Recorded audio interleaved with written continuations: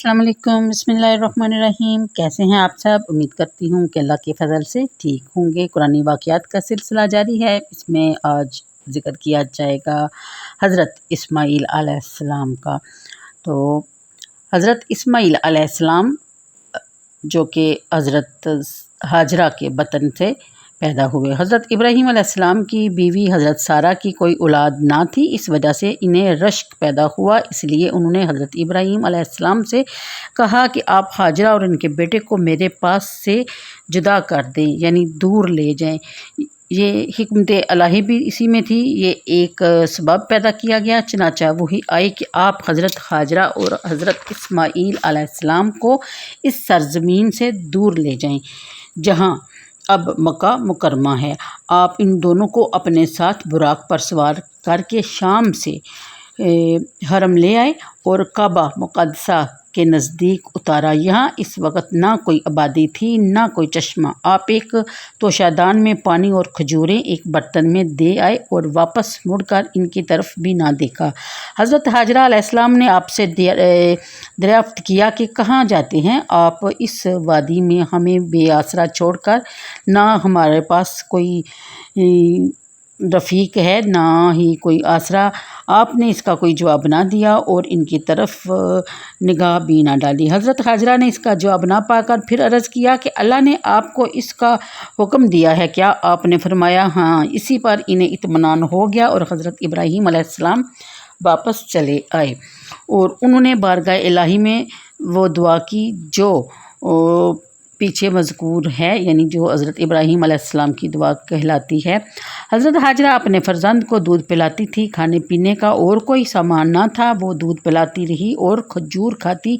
जब पानी और खजूरें ख़त्म होगी तो पानी की प्यास से हलक खुश्क होने लगा।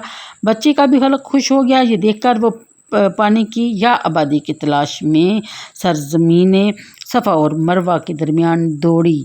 ऐसा उन्होंने 7 बार किया, यहाँ तक कि फ़रिश्ते के पार मारने से या हज़रत इस्माईल की एड़ियाँ रगड़ने से वहाँ से पानी का चश्मा फूट पड़ा। सुबहान अल्लाह। देखिए, ज़रा गौर करें कि हज़रत हाजरा का वो भागना दौड़ना पानी की तलाश में अल्लाह ताला को कितना पसंद आया कि आज तक तमाम मुसलमानों पर तकरीबन फ़र्ज़ कर दिया गया।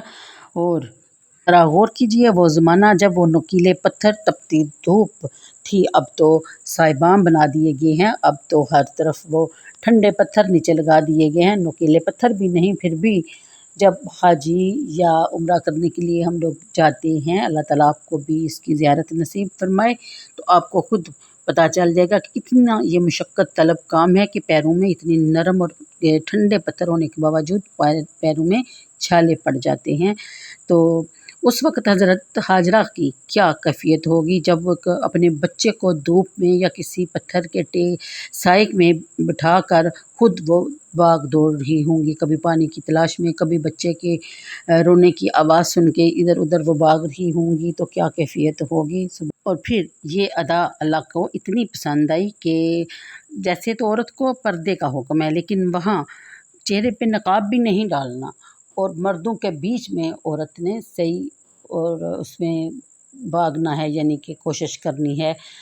तो इसका अंदाज़ा आप लगा सकते हैं अगर आप गहराई से सोचें तो। फिर अल्लाह ताला ने ऐसा चश्मा जारी किया, बेशक वो हज़रत इस्माईल की एड़ियाँ रगड़ने से था या फ़रिश्ते के पार मारने से, कि आज तक उसका पानी ख़त्म ही नहीं हो रहा। मुफस्सिरीन लिखते हैं कि बैतुल्लाह से मुराद है हुर्मत वाला घर, यानी जो तूफ़ान नूह से पहले काबा मुक़द्दसा की जगह था और तूफ़ान के वक़्त आसमान पर उठा लिया गया। हज़रत इब्राहीम का ये वाक़या आप के आग में डाले जाने के बाद हुआ। आग में डाले जाने के वक़्त आपने दुआ ना फरमाई थी और इस वाक़या से आपने दुआ की। तो इससे ये भी साबित हो जाता है कि अल्लाह ताला की कारसाज़ी पर इत्मीनान करके दुआ ना करना भी बेहतर है, लेकिन मुकामी दुआ इसलिए अफजल है कि तो हज़रत इब्राहीम अलैहिस्सलातु वस्सलाम का इस आखिरी वाक़या में दुआ फरमाना इसलिए है कि आप मदराजे कमाल में दम बदम तरक्की पर हैं, और यानी हज़रत इस्माईल अलैहिस्सलाम और इन औलाद इस वादी में जो कि बेज़रात, यानी वहाँ नामो निशान नहीं, ना कोई खेती है, ना कोई सायादार घना दरख्त है, ना ही कोई खाने पीने का और इह्तमाम वहाँ पर है।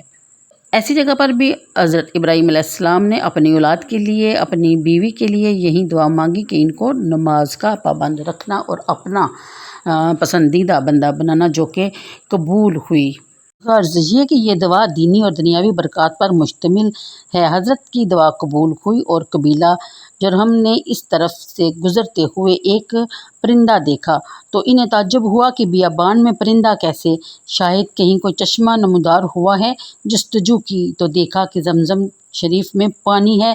یہ دیکھ کر انہوں نے حضرت خاجرہ سے وہاں پر رہنے کی اجازت مانگی۔ انہوں نے اس شرط پر اجازت دی کہ پانی پر تمہارا حق نہ ہوگا۔ وہ لوگ وہیں پر بس کیے اور وہ ویرانہ اب ویرانہ یا بیابان نہ رہا۔ اس طرح حضرت اسماعیل اور حضرت خاجرہ کے لیے کھانے پینے کا بھی قدرت نے انتظام کر دیا۔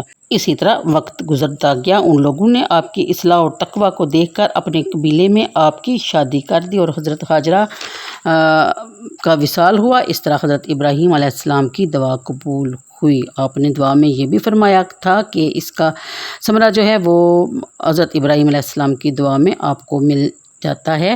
حضرت اسماعیل کی قربانی کا ذکر کیا جاتا ہے، جو کہ یہاں سورہ ابراہیم میں کم ہی آپ کو ملے گا۔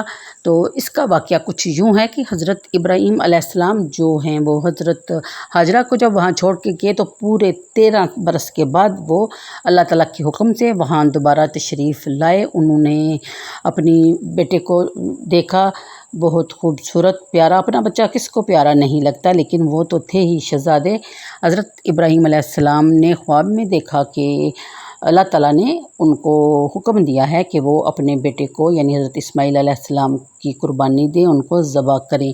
چنانچہ وہ اس خواب کو پورا کرنے کے لیے انہوں نے حضرت حاجرہ سے کہا کہ اس کو اچھے طریقے سے تیار کر دیں۔ انہوں نے حضرت اسماعیل علیہ السلام کو بہت اچھے طریقے سے تیار کیا، بالوں میں کنگھی کی، تیل وغیرہ لگایا، اچھے کپڑے عمدہ پہنائے، پھر پوچھا حضرت ابراہیم سے کہ کہاں جانا ہے۔ حضرت ابراہیم نے جواب دیا کہ اپنے دوست کی ملاقات کو۔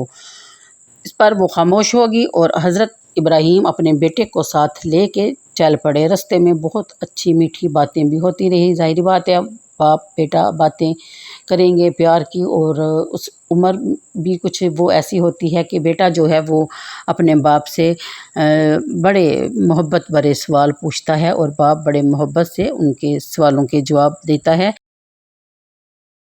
جب وہ اس مقام پہ پہنچے جہاں پہ دکھایا گیا تھا خواب میں کہ وہاں انہوں نے اپنے فرزند کو ذبح کرنا ہے، تو مقامی یعنی قربان گاہ کے قریب پہنچ کے جہاں آج کل حاجی جو ہیں وہ قربانی کرتے ہیں اپنے، لیکن وہاں اس دور میں بھی جانا ان کے لیے مشکل ہے۔ فون پہ بات ہوتی ہے، فون پہ سارے یعنی معاملات طے ہو جاتے ہیں۔ تو حضرت ابراہیم علیہ السلام جب اپنے شہزادے کو لے کے وہاں پہنچے تو ان کو بتایا کہ آج میں اپنے رب کے حکم سے آپ کو ذبح کرنا چاہتا ہوں، یا مجھے حکم ملا ہے کہ میں آپ کو ذبح کر دوں۔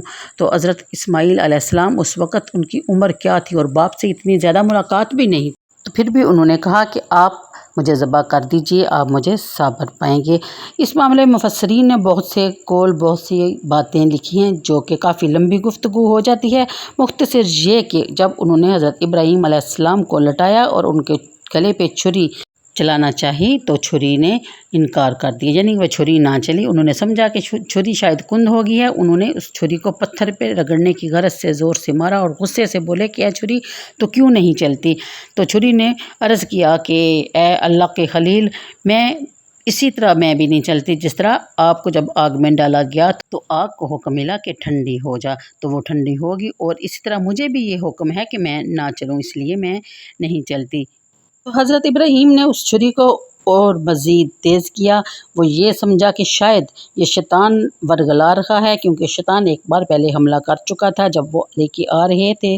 تو شیطان نے رستے میں حضرت ابراہیم سے کہا کہ آپ یہ کیا کر رہے ہیں؟ خواب تو خواب ہوتے ہیں، آپ اس خواب کو پورا کرنے جا رہے ہیں، ایسا مت کیجیے، والا کوئی ایسا کرتا ہے؟ تو حضرت ابراہیم علیہ السلام نے وہاں سے کنکریاں اٹھا کر شیطان کو دے ماری، جو کہ آج تک ماری جا رہی ہیں۔ اور اس کے علاوہ شیطان جو ہے وہ حضرت حاجرہ کے پاس بھی گیا اور ان کو بھڑکانے کی کوشش کی اور یہ بھی بتایا کہ حضرت ابراہیم علیہ السلام اپنے بیٹے کو ذبح کرنے کی غرض سے لے گئے ہیں۔ حضرت ہاجرہ نے کہا ایسا بھی ہو سکتا ہے کہ کوئی والد اپنے بیٹے کو ذبح کر دے۔ انہوں نے بولا کہ ایسا انہوں نے خواب میں دیکھا ہے اور وہ اس کو رب کا حکم سمجھ بیٹھے ہیں۔ تو حضرت ہاجرہ نے کہا کہ اگر وہ رب کا حکم ہے تو اگر 1000 اسماعیل بھی ہوتے تو وہ بھی میں رب کے رضا کے آگے قربان کر دیتی، اس لیے تو جہاں سے دفع ہو جا۔